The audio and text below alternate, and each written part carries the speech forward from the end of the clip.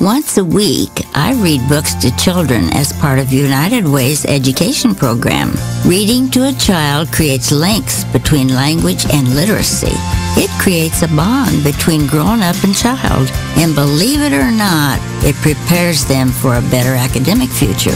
Oh, we read about frogs and flies and pigs with wings, all sorts of juicy stuff. It's a joy to watch all those little faces. I figure I have the time and they have the need. And I've always believed that if we're not here to help each other, then what are we here for really? My name is Ruth Rusey. I help kids prepare to succeed in school. So I don't just wear the shirt, I live it. Give, advocate, volunteer, live united. Only in the forest can you see this. But nothing beats the moment you see that. Cool! That's your child's eyes opening up to a world of possibilities. There are some moments only the forest can inspire. Find yours at discovertheforest.org. Learn about forests near you and discover cool things to do when you go. And you might just see this. Visit discovertheforest.org. Brought to you by the U.S. Forest Service and the Ad Council. Hi, I'm LeVar Burton, and I'm proud to be a book person. How do I choose a book? Sometimes it's the cover, sometimes it's the title. I guess I'm pretty visual. If a book's really impressing me and the writing is really good, I will peek and see what the last paragraph is, because the endings of books should rock you. I am a book person, and if you're a book person too, read to a child and spark a lifetime of ambition. Join me at bookpeopleunite.org, because reading is fundamental. A public service announcement brought to you by Reading is Fundamental, Library of Congress, and the Ad Council. The Artist Exchange Radio Show every Friday, 7 p.m. to 9 p.m., every Saturday, 12 p.m. to 2 p.m. Real artists, real talk, real live on BeExposedRadio.com. I was meeting with a friend yesterday, and I've gotten to the point where don't ask me a question because the truth is going to come out. And just don't do it. You are listening to BeExposedRadio.com. Welcome back, good people. I'm your host, Coach White. This is the Conflict Resolution Show, and I'm just very excited to be back. You know, last week was my oldest princess's birthday, so we're celebrating that. So we had a week off, and then Christmas and Christmas Eve prior to that. So had a really good time with the family. You know, just a lot of fellowship, a lot of laugh. They say laughter is therapy. So I really had a good time, man. But I missed you guys. I'm happy to be back, and I'm very excited for this particular show. But as we always, or as I always say, we like to start off with some announcements. So, as I always say, this is a show where personal training is redefined and conflicts are resolved. So I am your host.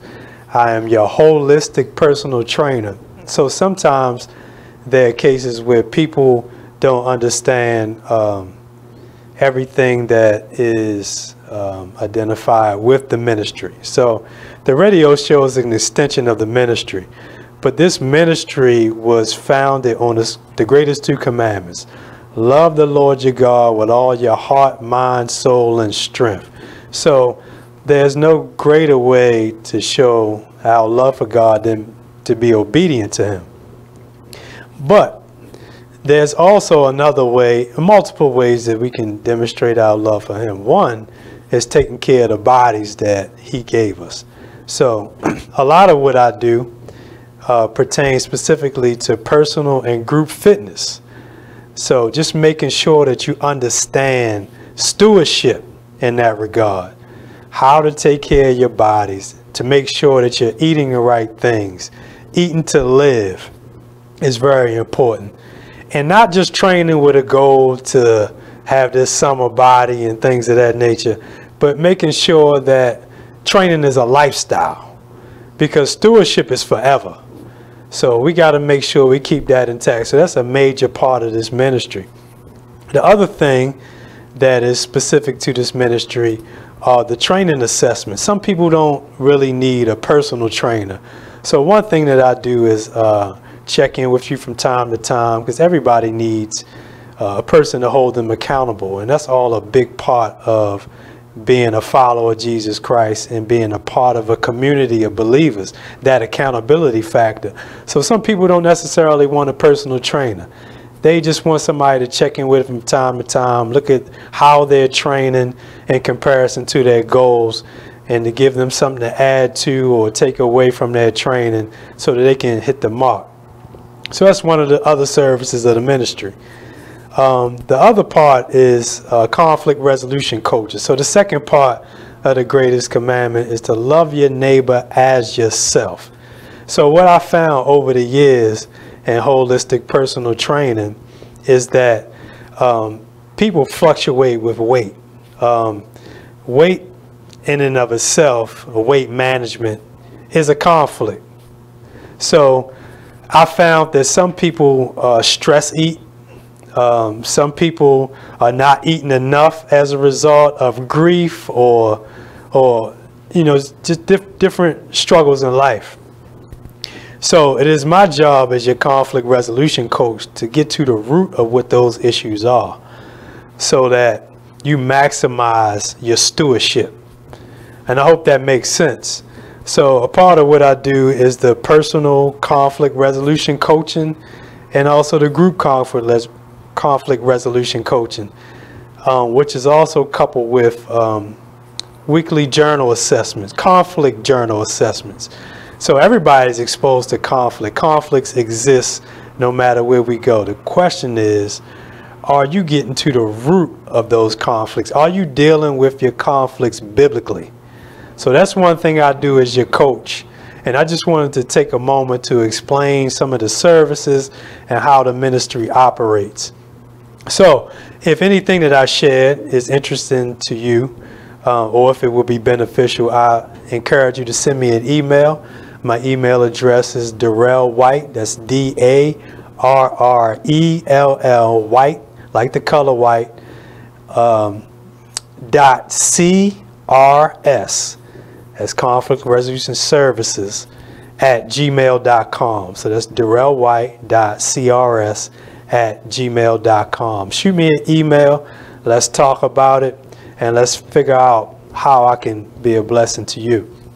Also, as I say on every show, if you're interested in any speaking engagements, any topic that we discuss on the show as it pertains to conflict resolution, if you would like to bring me on board to address any conflict resolution topics at your conferences, seminars, and things of that nature, again, just send me an email and let's figure out how we can work that out. So those are my announcements. Also want to take a moment to recap on last show's segments. So we had two special guests on the last show. We had a registered dietitian, Mr. Mark Rifkin, who was on the show, and we were speaking specifically about community conflict, diet, diabetes, and heart disease. And one thing I shared on the show, previous shows, is that in 2017, if you check the Baltimore City government's website, you'll find that there's research that supports the top 3 causes for death in Baltimore City. There's heart disease, stroke, and cancer. So it's very imperative that we address that conflict on the show. We were speaking specifically about diabetes and heart disease because the two are intertwined. So Brother Mark Rifkin came on, gave his expertise in that particular field, and he talked about foods that decrease the risk of heart disease and diabetes. So if you haven't checked that show out, you can always catch it on YouTube. Just search the Conflict Resolution Show --Be Exposed Radio, and you can check out any of those segments on YouTube. Or you can go to Be Exposed Radio and you can search the Conflict Resolution Show and you can check out the topic on there as well.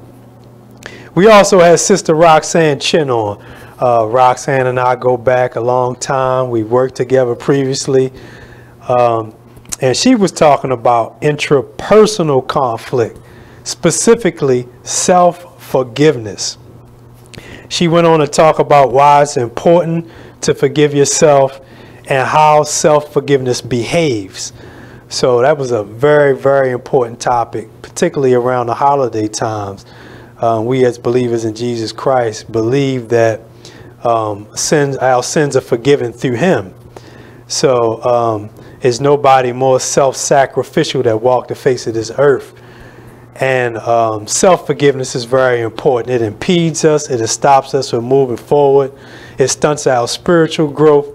So it's very imperative that we learn the importance of forgiving ourselves. So go back and check out that show, and I'm sure you'll be blessed. Today's topic, I'm going to have a real great brother of mine. We had lost contact, and the Lord saw to it that we crossed paths in the grocery store not too long ago, and his ministry for love is really strong. So I'm going to have Brother Robert Dulin on when we come back from our first break. We're going to be talking about relationship conflict. So I encourage you, if you're in a marriage, if you were previously in a marriage, call the show. The number's at the bottom of the screen. Be a part of the conversation. The specific question that we're going to address during this show is, why does I do become I don't? Why does I do become I don't? So many statistics support the fact that the rate of divorce in a Christian community is very high, which, if we're not careful, unbelievers will look at us like hypocrites. So we're going to dive into that topic after the first break, and Brother Robert Dulin is going to give his perspective on that. And I was talking to another one of my good brothers, Pastor Melvin Rasco, and he was just the other day, he said, man, won't you think about doing a divorce ministry for the brothers to come together to really speak about their trials and their tribulations, to have a platform for encouragement.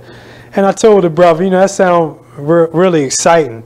I never thought about that previously, but it's definitely something that I'll pray on, because we need to drop our pride. We deal with our issues by not dealing with them at all. We don't communicate well at all, particularly to other brothers. So I do think it's very important that we band together as brothers to lift each other up, man, because we are definitely struggling and we need help. So far be it from us to want to address our issues and not want to talk about it. So that'll be definitely something I'll be praying on. I ask you guys to pray for me as well. If the Lord will be leading me in that direction, I definitely want to take on a mantle with his help. But I want to take a moment. One of my other favorite pastors, Pastor David King, sent me a message that I want to share with you guys that's very, very important. And it's kind of lengthy. I'm going to try to chop it up a little bit. But I posted it, and his response to the post was this. He says, conflict in marriage originates from human expectations that have been and remain unmet. Did you hear that? I'm going to read that again like I never read it before. Conflict in marriage originates from human expectations that have been and remain unmet. God never intended a man or woman to meet the expectations in the flesh of the other. God intended that a man and a woman would complete each other in him. Note the in him part. There can be no conflict when two Christ believers are obeying biblical truth and are dead to themselves, alive unto God, living in humility as a servant to one another.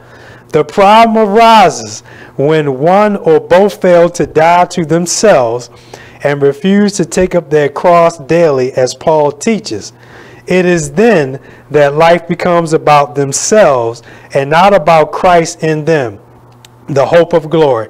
If a couple will keep the love of God that has been shared abroad in their hearts, the only air between them, Then love will grow by grace through mercy and faith, knitting their hearts together as one. A problem in too many Christian marriages is that there is two individuals having vowed to God to be Christ-like to one another, who are serving themselves instead of serving God in the behalf of the other. As long as I choose to live in my own strength, my own understanding, my own power, my own opinions and concepts, there will be conflict. The cross of Christ makes the difference. My personal cross is the solution. Notice, in the first marriage, before the choice to become beguiled, which is to move from the truth you know to the lie that you received, as what happened with the man and the woman. Number one, he says, God brought the perfect woman to the man. He did not hunt her down or go seeking her. Number two, God called them Adam. The woman who came from the man was identified in the man. God called the two as one person, Adam. The woman did not receive her own name, identity, and independence from God and the man from whom God created her until after she participated in the lie.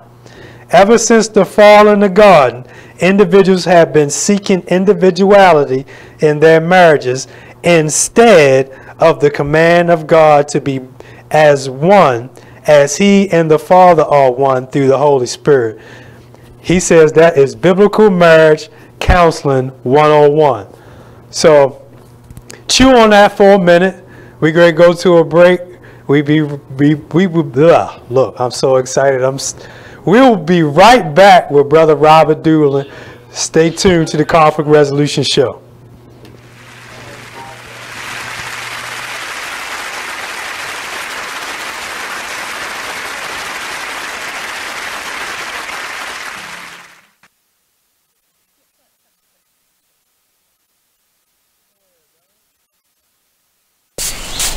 Whoa. The moment my son saw a redwood tree. It's huge! Is the moment I knew that for him, You can't even see the top of that thing! even the sky has no limit. There are some moments only the forest can inspire.